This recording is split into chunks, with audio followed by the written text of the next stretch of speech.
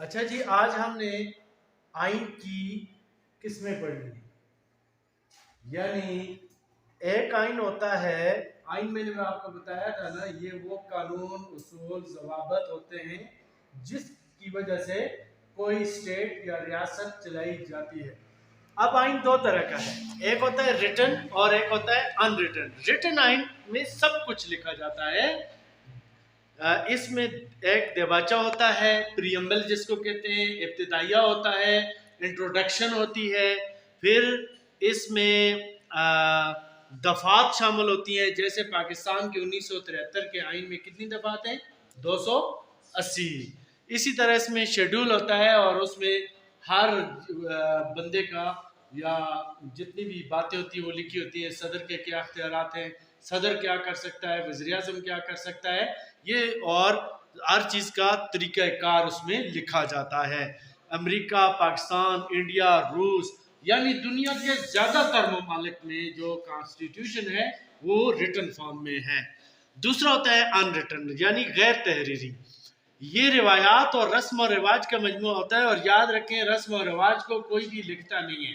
مثلا کسی جگہ نہیں لکھا جائے گا رسم کو کہ بھائی آپ نے شادی کرنی ہے تو اس میں یہ مہندی کی رسم بھی ہوگی، اس میں جی دولہا بنانے کی بھی رسم ہوگی، اس میں فلاں، یہ لکھی ہوئی باتیں نہیں ہوتی ہیں، یہ رسم و رواج جو ہوتے ہیں۔ تو اس لیے یہ جو آئین ہوتا ہے یہ کس کا؟ یہ ارتقائی عمل کا نتیجہ ہوتا ہے۔ ارتقاء کہتے ہیں ایولیوشن، یعنی صدیوں بعد جو چیز ابھر کر سامنے آتی ہے وہ ارتقاء ہوتا ہے۔ مثلا آج کے دور کے جو جانور اور اینیمل اور پلانٹس اس حالت تک پہنچے ہیں، صدیوں گزری ہیں، اور کس طرح یہ یونی سیلولر سے ملٹی سیلولر بنے اور آج آپ کو نظر آئے، یہ ارتقائی عمل ہوتا ہے۔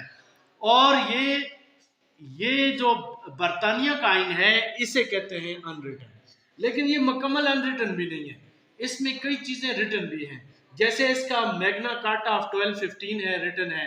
اسی طرح اس دور کے جو ایگریمنٹس تھے، وہ پرانی بہت ساری باتیں جو تھیں وہ ریٹن بھی ہیں۔ اس لیے اس کو کہتے ہیں partially return, partially in written. اور یہ برطانیہ کا کانسٹیٹیوشن جو ہے اس کو مدر آف آل کانسٹیٹیوشن کہا جاتا ہے۔ تو یہ دو طرح کے کانسٹیٹیوشن ہوتے ہیں۔ آگے ہم پڑھیں گے سیاسی نظام۔ سب سے پہلے سیاسی نظام ہوتا کیا ہے، یہ اگلا ٹاپک ہے۔ یاد رکھیں کہ لفظ سیاست کے لیے انگلش میں پالیٹکس کا لفظ استعمال ہوتا ہے، اور یہ پالیٹکس کا جو لفظ ہے پولس سے نکلا ہے۔ پولس یونان کے اندر، یہ جو پرانے گریکس تھے ان میں پولس چھوٹی چھوٹی ریاستوں کو کہا جاتا ہے۔ آج کل تو بڑی بڑی ریاستیں ہیں، اس دور میں ایک چھوٹا سا گاؤں بھی ایک ریاست ہوتی تھی، اس کے لیے پولس استعمال ہوا اور اسی سے لفظ پالیٹکس بنا۔ اس لفظ سے پالیٹکس نکلا ہے۔ سیاست کا مطلب کیا ہے؟ ریاست میں حکومت حاصل کرنے کے لیے جو منظم کوشش ہوتی ہے اسے پالیٹکس یا سیاست کہا جاتا ہے، یعنی گورنمنٹ حاصل کرنے کے لیے جو اسٹرگل ہوتی ہے، جو کوشش ہوتی ہے، اسے کہتے ہیں پالیٹکس یا سیاست۔ سیاسی نظام کا مطلب کیا ہے؟ سیاسی نظام کا مطلب ہے مختلف اداروں کی ساخت یا بناوٹ، یہ سیاسی نظام ہوتا ہے۔ یہ نظام ایک مشین میں پرزوں کی طرح کام ہوتا ہے۔ مثلا آپ دیکھیں گورنمنٹ جو ہوتے ہیں اس کے 3 شعبے میں نے بتائے تھے، یعنی اس میں ایگزیکٹو ہے، اور اسی طرح لیجسلیچر ہے، اور جوڈیشری یا عدلیہ ہے۔ تو یہ سیاسی نظام میں کون سی چیز کس جگہ ہے، تو اس بارے میں ہم پڑھتے ہیں۔ سیاسی نظام کی خصوصیات اب پڑھیں گے۔ نمبر 1 یہ ہے ڈھانچہ۔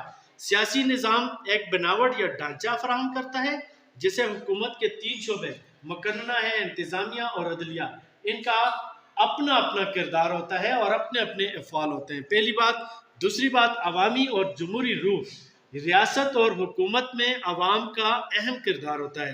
سیاسی نظام جو ہوتا ہے عوام کو ہر مسئلے میں شریک بناتا ہے اور ان کو شعور بھی دیتا ہے۔